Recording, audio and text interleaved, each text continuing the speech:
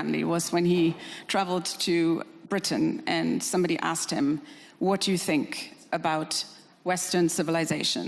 And he said, "I think it would be a good idea." We're still waiting. Yeah. So let me paraphrase that slightly as we're having this discussion, this tortured discussion. Let me, because I think I appear to be an optimist in what is a relatively pessimistic panel, if not room.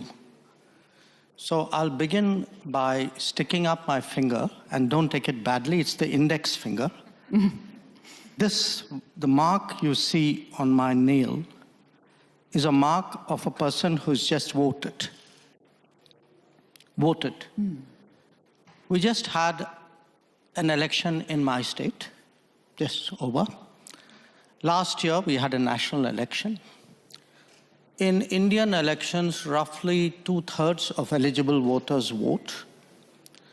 At the national election, electorate of about 900 million, about 700 million voted.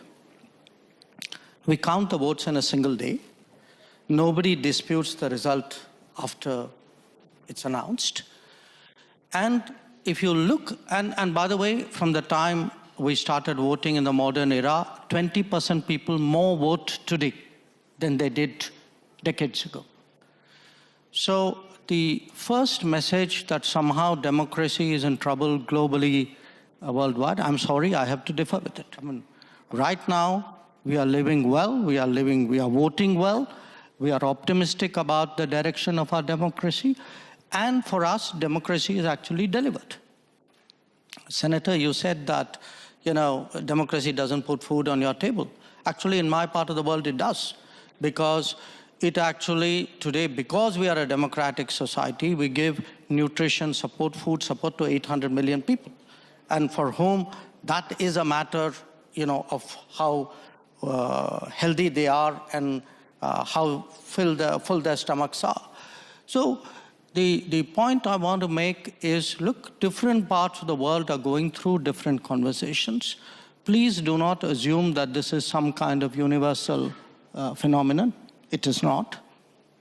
There are parts where it is working well. Maybe there are parts where it's not.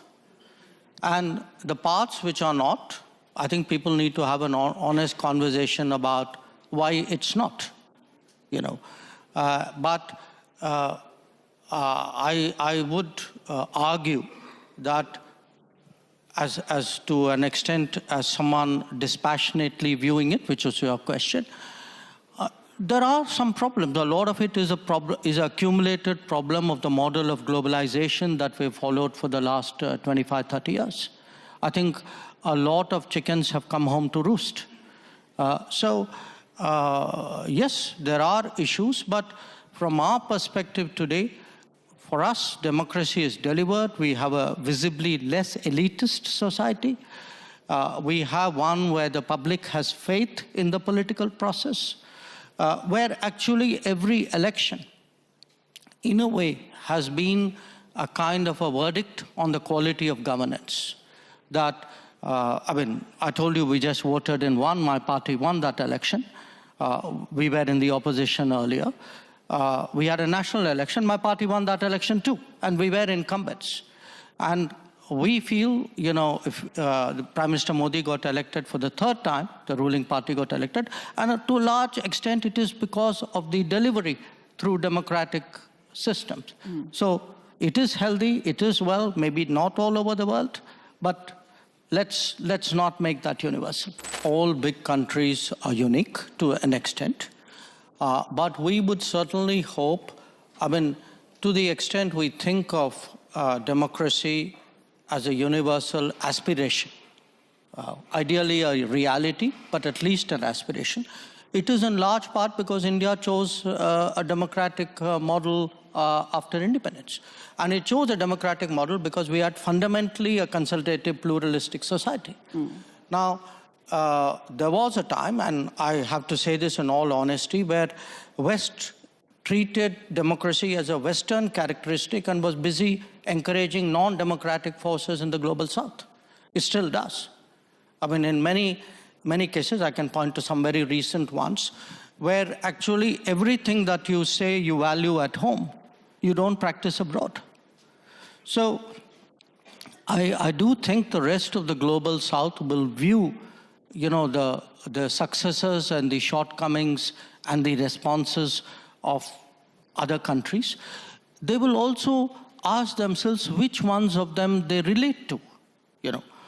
I would argue that in many ways, India, because it's historically been an open society, one very much linked with the world, many countries of the global South are more likely to say the Indian experience is more transposable to their societies than perhaps those of others.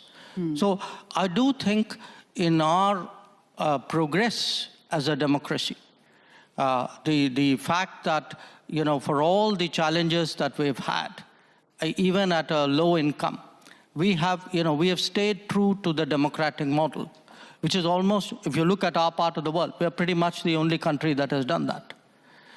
So I think it's something the West should look at, because if you do want democracy eventually to prevail, it's important the West also embraces successful models outside the West. I would challenge the equation of, liberalism in a kind of an international way with democracy. I do think different societies have their own cultures, their own values, their own ways of doing things. And the idea that there is some kind of one truth and one judgment and one norm, and that should be preached, propagated, evaluated, and judged. I think that is one of the big issues we're having today in politics. And it is done by think tanks, it's done by people who do ratings, it is done by newspapers. So I think there is a reaction in many parts of the world to self-appointed custodians, people who've never fought an election, who are nothing to do with democracy, actually telling the rest of the world what is right and what is wrong in democracy. And I think it is, to me, inevitable that it will be challenged.